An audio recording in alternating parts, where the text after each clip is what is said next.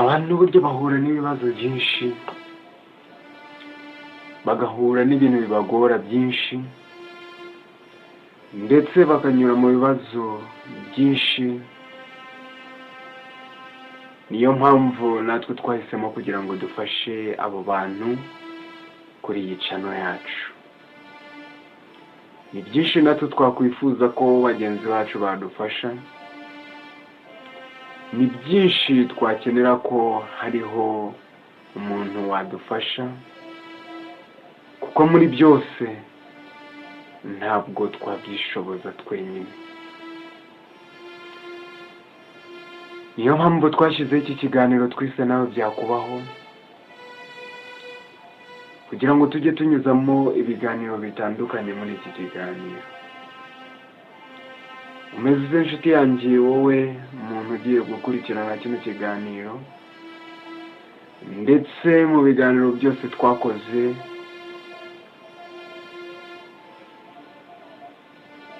ni ikihe cyagukoze ku mutima? Uyu munsi tugiye kubana n'umukobwa bita Natukunda Shanitah. Natukunda Shanitah ava mu gihugu cy'Ubugande, ariko muri iyi minsi ari kutubwira ko yakoreraga hanze, akaba yadusabaga ubufasha bw'ibitekerezo. Yewe muntu ukurikirana iyi channel, yewe muntu ukurikirana ibiganiro byacu, tugusaba kugira ngo tugire inama uburyo twakwitwara mu kibazo dufite, uburyo twakwitwara mu kibazo twahuye nacyo, uburyo uyu muntu wacu yava mu kibazo yahuye nacyo. Ni iki wafasha uyu mugenzi wacu? Ese ni ikihe kintu wamugezaho?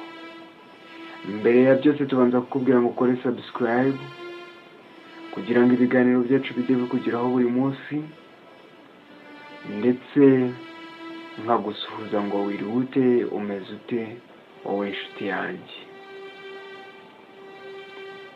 Ugiye kubana nanjye Dio MC, kandi sinakwibagirwa kukubwira ngo ku chance.com hariho ibikoresho byose wakwifashisha mu kugira ngo ufate content yawe. Yewe umuntu uri gukora ibintu kuri YouTube, yewe umuntu ushaka gukina comedy, ndetse n'ibindi bintu waba wifuzamo ibikoresho wakoresha, amakava ya telefone, amasitandi yo gufata telefone, amatara yo gukoresha uri kumurika, n'ibindi bikoresho byinshi wakwifashisha mu gufata amavideo. Nimba rero ushaka ibyo bikoresho, waduhamagara tukaguhuza nabo. Wanyura kuri 256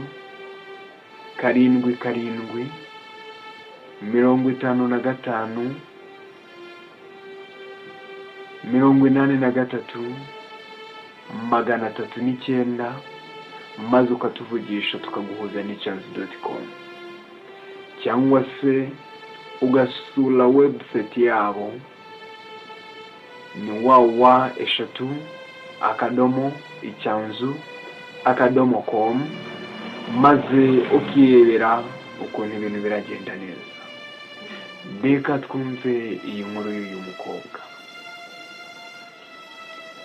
Aratubwira ngo narangije kwiga mbura akazi, nicara nk'imyaka 5 nta kazi mfite, ariko muri iyo myaka 5 nakundanaga n'umusore. Twakundanye muri iyo myaka 5, twifuzaga kuzarushinga, kandi numvaga mukunda koko nawe ankunda.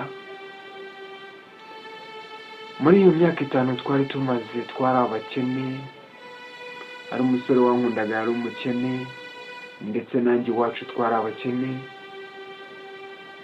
nibwo naje kubona akazi ko kujya gukora hanze. Mvuga ko nta kundi nabigenza kuko nari mbonye kontra y'imyaka 2. Iyi kontra y'imyaka 2 rero nabonaga atari igihe kirekire, mpitamo kujya kuyikora. Umusore twasezeranye ko ngiye gukora iyi myaka 2 maze nkazagaruka tukabana. Naragiye ndakora, sinasinzira, yewe no kurya sinaryaga, ndara inzara, nirirwa ubusa kugira ngo ndebe ko hari ikintu twageraho. Amafaranga yo nafataga yose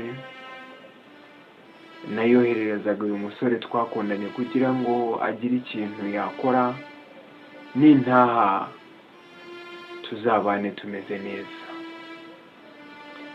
Umusore amafaranga yarayafataga yose akayakoresha ibikorwa bitandukanye, ariko icyaze kumbabaza ni inkuru numvishe bituma manuka nsubira mu Bugande kujya kureba iyo nkuru nimba ari impamo. Abagabo muri babi, abasore muri babi, kuko ntabwo uyu musore twakundanye ari we wakankoze ibi ngibi. Byambabaje cyane, mbura uko mbigenza, nabuze uko mbyitwaramo, ndetse nigira n'inama yo kwiyahura. Kumara imyaka 2 nkaba narakoreye ubusa, ariko inshuti zanjye zagerageje kunkomeza no kunkuramo ibyo bitekerezo byo kuba nakwigirira nabi, ariko ndikumva ndamutse ntigiriye nabi uwo musore nshobora kumugirira nabi.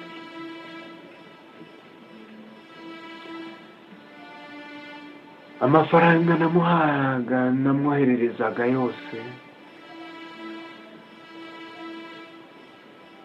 yarayubakishije, ayandi ayaguramo ibintu bitandukanye, agura amamodoka kuko yari amafaranga menshi. Sinakubwira iwe yahakoze nk'ubwami, yewe yanyoherezaga n'amafoto ndi hanze nkabona kuko yakoze umurimo. Nari niteguye kuzaza kurushinga nawe, nzi ko kuko ibyacu bizaba bimeze neza. Ariko inkuru yambabaje ni uko uyu musore ibintu byanjye yabishatse mu ndi mugore, yabishatse mu ndi mugore. Njye waranyibagirwa, yibagirwa ibyo namukoreye, yibagirwa aho twavuye, yibagirwa ibyo twanyuzemo. Ibyo byose yarabyirengagije. Nagerageje kumugeraho, ngerageza gukoresha uko nshoboye, ariko nta gihamya mfite na kimwe, kuko nawe nagerageje kumugeraho tukaganira, ariko icyambabaje ni uko yambwiye ngo ntaho wandega, narakurangije. Hari igihamya ufite se kikwemeza ko ibi bintu ari ibyawe? Ninde wanshinja? Umugabo ufite ni uwuhe? Ntacyo wankora. Ibyo bintu byarushaho kumbabaza, ibyo bintu birushaho kunyongera uburibwe mu mutima, ibyo bintu birushaho kundya pe. Ndi kwibaza nkora iki? Uyu mugabo mukorera iki? Nkora icyaha? Mungira inama, abantu mukurikirana iyi channel nimumfashe. Okay, murabyumvishe iby'uyu mukobwa, mwumvishe ibintu byose yahuye nabyo, mwumvishe inkuru ye, mwumvishe uko bihagaze. Ikintu tugusaba ni ukutugira inama,